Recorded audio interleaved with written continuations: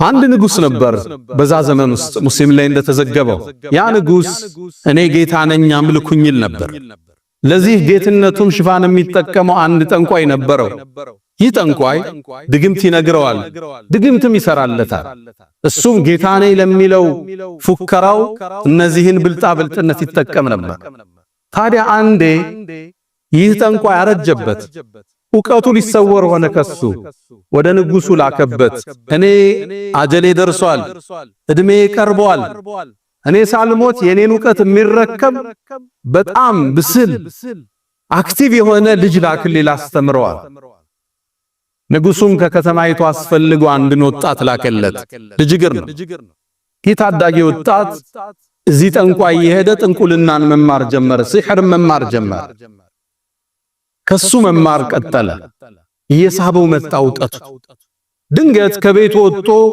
ወደ ደጋሚው ሲሄድ ሰውማዓ ራሳቸውን የአምልኮ ቤት ውስጥ የሚያስቀምጡ አንድ ራሂብ ባህታው ያገኝ ከሱም ጠጋለና ዕውቀትን ሰማ ስለ ተውሂድ ነገረ ማንን ነው የምትገዛለው እኔማ የምገዛው ያንተንም የኔንም የዓለማቱን ጌታ ነው ከንጉሱ ውጭ ጌታ አለ እንዴ አለው አዎና አዋት ከሱ ተውሂድ ተምሮ ወደ ሳሂሩ ይሄድና ዕውቀትን ይቀስማል ሲመለስም ይማራል በዚህ መሃል ልጁ ውዝግብ ውስጥ ገባ ግን የዚህ የባህታዊው ትምህርት ወዶታል ስለ ተውሂድ ስለ ዓለም ስለ አርህማን ነው የሚነግረው አንዴ ከትምህርት ወጥቶ ሲመለስ መንገዱን የዘጋ እንስሳ ቆሟል ህዝብ ማለፍ አልቻለም ትልቅ አውሬ ቆሟል ጠጠር አነሳና እውነትን ገለጠ አላህ ሆያል የዚህ የባህታዊው መንገድ አንተ ዘንድ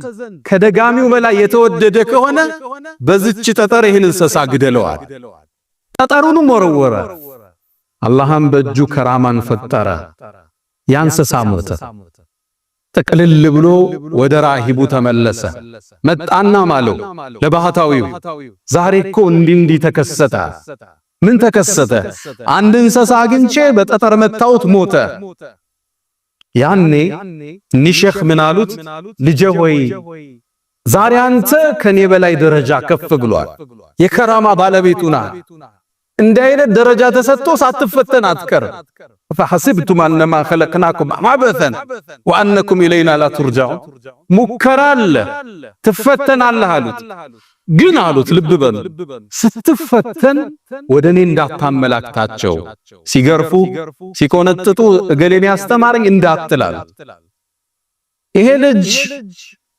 ያገሩን ህዝብ ማዳን ጀመረ አይነ ስውራኖቹም ዱዓ አድርጎ አይናቸው ሊከፍተዋል የታመሙት ይመጣሉ ያድናቸዋል ከራማ በእጁ አላህ ፈጸም ታዲያ አንዴ ንጉሱ ጋር የሚቀመጥ አንድ ሚኒስትር ነበር አይኑ በሂደት ጠፍቷል ይሄ ልጅ እንደሚያድን ሰማና ወደ ልጁ መጣ ወርቅ ብሩን ይዞ ፊቱ ላይ ዘረገፈውና አንተ ሰው ሆይ እዚህ ጋር የምታየው ንብረት ያንተ ነው አይኔን ካዳንከኛል ይሄ ወጣት ተውሂድ ይቀራ አንተ ሰው ሆይ እኔ ማዳን አልችልም የሚያድነው አላህ ብቻ በአላህ መን ዱዓ አድርግልህ አላህ ያድናል ተውሂድን ተቀበለ ሸሃዳን ያዘ ልጁ ዱዓ አደረገለት አላህ አይኑን ከፈተ አይኑ በርቶ ወደ ንጉሱ ሄደ አብሮት ቁጭ አለ ሲያየው አይኑ ተከፍቷል ምን ነው አይን በራ እንዴ እንዴት አለ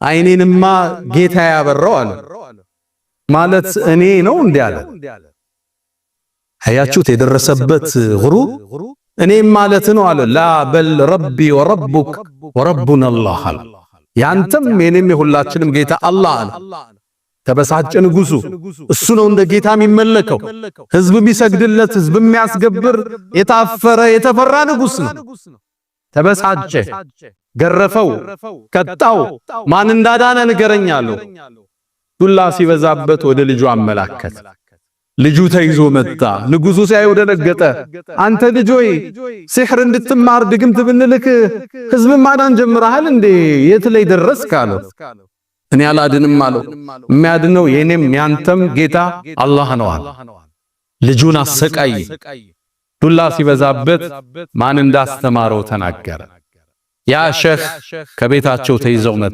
ታሪኩ አላለቀም፣ ይቀጥላል። ነገር ግን አንዳንዴም እንደዚህ ቆም ብለን ማስተንተን መልመድ ይኖርብናል። ሱብሃንአላህ አላህን ይዘን ከተጓዝን እሱን ተስፋ አድርገን ከተጓዝን የፈለገ ነገር ቢመጣ መቋቋም እንችላለን።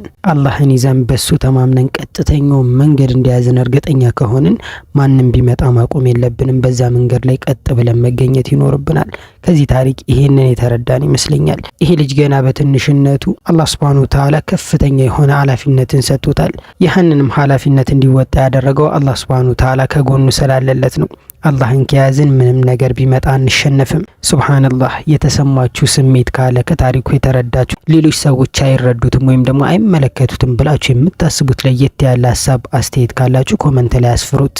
እሱ ስለሆነ የጥፋት ምንጭ ብሎ ያመነው ተመለስ ከመንገድ አለ። ሶስቱ ካልተመለሱ ህዝብ የንጉሱን ጌትነት ሊክድ ሆነ። ያነ ሸክም ለመቀበል ፍቃደኛ አይደለም። ከሁለት በመጋዝ ሰነጠቃቸው። ያንን የሱን ሚኒስትር ተመለሳለሁ እምቢ አለ። ከሁለት ሰነጠቀ። ሸሂድ ሆነ። መጨረሻ ህፃኑን ተመለሳለ ወጣቱ በጭራሽ ቶሎ ሊገለው አልፈለገም። ብዙ ሰው ስላዳነ እሱን በመመለስ ያጣውን የጌትነት ስልጣን መመለስ ፈልጓል። ሰራዊቱን ጠራ። እዚህ ተራራ ይዛችሁ ትቱ፣ ጫፍ ላይ እንደደረሳችሁ ተመለስ በሉት። ስለሚፈራ ከተመለሰ ይዛችሁ ተመለሱ፣ እምቢ ካለ ጣሉታል። ተራራ ላይ ይዘውት ወጡ። ተራራው ጫፍ እንደደረሰ አንድ እንደው አረገ። አላሁመ ክፊኒሂም ቢማ ሸእት፣ አላህ ሆይ በምትፈልገው ብቃኛል። ተራራው ተንቀጠቀጠ።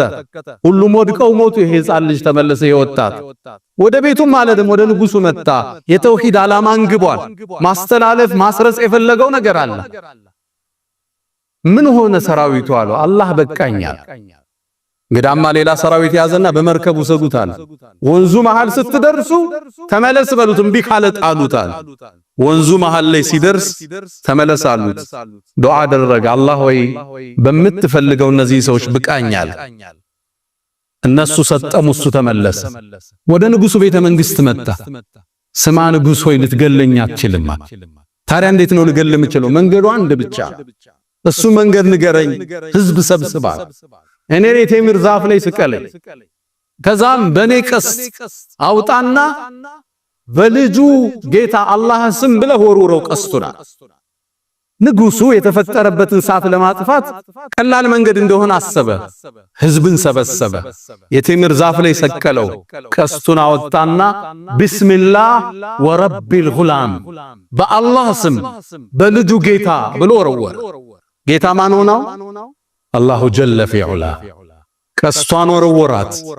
ልጁን መታው። ልጁ ተሰዋ።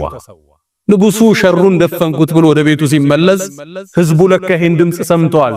አመና ቢረቢል ጉላማን፣ በልጁ ጌታ በአላህ አምነናል። ንጉሱ ነበር ጌታም ይመስለናል። ለካ ንጉሱም እስቲጋሳም ያደረገው ሌላ ጌታ አለ የሚማሰነው። ቤተ መንግስት የሱ ሰዎች መጡ። ንጉስ ሆይ የፈራኸው ሆነ አሉት። ምንድነው የምትሉኝ? ህዝቡ እኮ አመነ። ተመለሱ አላቸው። ህዝቡን ሊመለሱ ፍቃደኛ አይደለም። ጉድጓድን አስቆፈረ። እኹዱድ ይለዋል አላህ። ጉድጓዶች ተቆፈሩ። ሳተሞሉ ጉድጓዶች። ንጉሱና ጀነራሎቹ ሳቱ ጥቅ ጉጭ አሉ። ምእመናን ተጠሩ። እምቢ ያለን ሳት ውስጥ ይጨምሩታል። ከባድ የሆነ ቅጣት። ሱብሃንአላህ። ችግር ሲደርስብን መከራ ሲደርስብን ወደ ማን ነው የምንጮኸው? ሁልጊዜም ወደ አላህ የምንጮህ ከሆነ ወደሱ የምንጠጋ ከሆነ አላህ ሱብሃነሁ ወተዓላ ፍርዱን መፍትሄውን እንደሚሰጠን ምንም ጥርጥር የለውም። ነገር ግን ራሳችንን እንጠይቅ። ወደ ማን ነው የምንሮጠው? ለማን ነው የምንጣራው? ማንን ነው እንዲረዳን የምንጠይቀው? እሱ ነው ትልቁ ጥያቄ። ወደ አላህ የምንሮጥ ከሆነ መልሳችን ቅርብ ነው። ልጁም ወደ አላህ በመሮጡ ነው አላህ ሱብሃነሁ ወተዓላ ያዳነው። አላህን ከያዝን የቂን ኖሮን በእርግጠኝነት አላህ እንደሚያደርግልን አምነን ከጠየቅነው አላህ ሱብሃነሁ ወተዓላ ያደርግልናል። ተስፋ መቁረጥ፣ የጀመርነውን ነገር ማቆም፣ ቀጥተኛ መንገድ ላይ እንዳለን እየተሰማን ወደ ጠማማው መንገድ መሄድ የለብንም። እርግጠኛ ከሆነን አላህን እንዲረዳን መጠየቅ እንችላለን። በዛ መንገድ አላህ ሱብሃነሁ ወተዓላ ያግዘናል። ታሪኩ አላለቀም፣ ይቀጥላል። ሐሳብ አስተያየት ካላችሁ ግን ኮሜንት ላይ አስፍሩ። ላይክን በማድረግ ብዙ ሰዎች ጋር እንዲደርስ አድርጉት። አንዲት እናት መጣች። የምታጠባው ልጅ አላት። ሳቱ ለመግባት ዳዳች ልጇን ይዛ ወደ ኋላ ስትል ጡት የሚጠባውን ልጅ አላህ አናገረው። እናቴ ሆይ እውነት ላይ ነሽ ጽኝ አላት። ከነ ልጇ እሳት ውስጥ ገባች። ክስተቱን ቢተቋች አላህ በገደሉት ሰዎች ላይ ምን እንደፈጸም አልተረከው። ከዓመታት በኋላ ነቢዩና መሐመድ ዓለይሂ ሰላቱ ወሰላም ነቢዩ ነው ሲላኩ መካ ላይ የነበረውን ስቃይ ሊያስታግዝላቸው በደልን ሊያጽናናቸው ይሄን ታሪክ ቁርአን አድርጎ ዘከረው። በትልቅ ነገር ምሎ ከፈተው። ወሰማ ዛቲል ቡሩጅ አለ። በሰማይ ምላለው የተለያዩ መወጣጫ ፕላኔት መሰላሎችን ባዘችው ሰማይ። ወልየውሚል መውዑድ በተቀጠረው ቀን ምላለው በየውመል ቂያማ። ወሻሂድን ወመሽሁድ በመስካሪና በተመስካሪ ምላለው። ከዛም ቁጣውን ገለጸ አላህ። ቁቲለ አስሐቡል ኡኽዱድ እነዛ ጉድጓዱን የቆፈሩት ሰዎች አላህ ዘንድ ተረገመዋል። አናር ዛቲል ወቁድ የተቀጣጠለችው እሳት ባለቤት የሆኑትን ኢዝሁም ዐለይሃ ቁዑድ እነሱም በእሳቷ ዙሪያ ሆነው የምእመናንን ስቃይ በተመለከቱ ጊዜ አላህ ዘንድ ተረገሟል። ወሁም ዐላ ማ የፍዐሉነ ቢልሙእሚኒነ ሹሁድ ወማ ነቀሙ ሚንሁም ኢላ አን ዩእሚኑ ቢላሂል ዐዚዚል ሐሚድ። እነዛ እኮ የተቃጠሉት ምእመናን በአሸናፊው አላህ በምስጉኑ ማመናቸው እንጂ ሌላን ነገር እኮ አልጠሉባቸው። አላህ ማን ነው?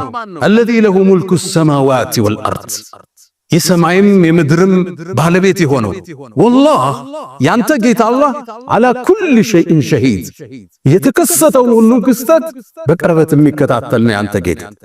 በጣም የሚገርም ታሪክ ነበረ። ከታሪኩ በጣም ብዙ ነገር እንደተማርንበት እንደተጠቀምንበት ተስፋ አደርጋለሁ። አላህ ሱብሓነሁ ወተዓላ በሰማነው የምንጠቀም ሰምተን ደግሞ የምንሰራበት ሰዎች ያድርገን። ቪዲዮ አላለቀም፣ ቀጣይ ፓርትቱ ይኖረዋል። ግን ቶሎ እንዲለቀቅላችሁ ከፈለጋችሁ ኮመንት ላይ ፓርትቱ እያላችሁ ጻፉ። በቶሎ ሰርቼ ለመልቀቅ ሞክራለሁ። ለየት ያለ መልከታ ካላችሁ ከታሪኩ የተረዳችሁት ሌሎች ሰዎች ላይ ረዱት ይችላሉ ብላችሁ የምታስቡት ለየት ያለ ሐሳብ ካላችሁ ኮመንት ላይ አስፍሩ። በነገራችን ላይ ቻናላችን 25000 እንደገባ ከዚህ በፊት ነገራችኋለሁ። ወደ 50000 ጉዞ እያደረግን ነው። ነገር ግን የእናንተ ትብብር ያስፈልገናል። ስለዚህ ሰብስክራይብ ያላደረጋችሁ ሰዎች ሰብስክራይብ አድርጉ። አዲሶችም ካላችሁ ነባሮችም ካላችሁ እስካሁን ሰብስክራይብ ያላደረጋችሁ ሰብስክራይብ አድርጉት። እንዲሁም ደግሞ ቪዲዮ ስንሰራ ሁልጊዜም እንዲመጣላችሁ የደወል ምልክቷን መጫናችሁን አትርሱ። ቪዲዮአችን ደግሞ በጣም ብዙ ሰዎች ጋር እንዲደርስ ለብዙ ሰዎች እንዲዳረስ ብዙ ሰዎች ሰምተው እንዲጠቀሙበት ላይክ፣ ሼር፣ ኮሜንት ማድረጋችሁን አትርሱ። የቴሌግራም ቻናል ሊንካችን ዲስክሪፕሽን ላይ ያለላችሁ ገብታችሁ ፎሎ አድርጉ።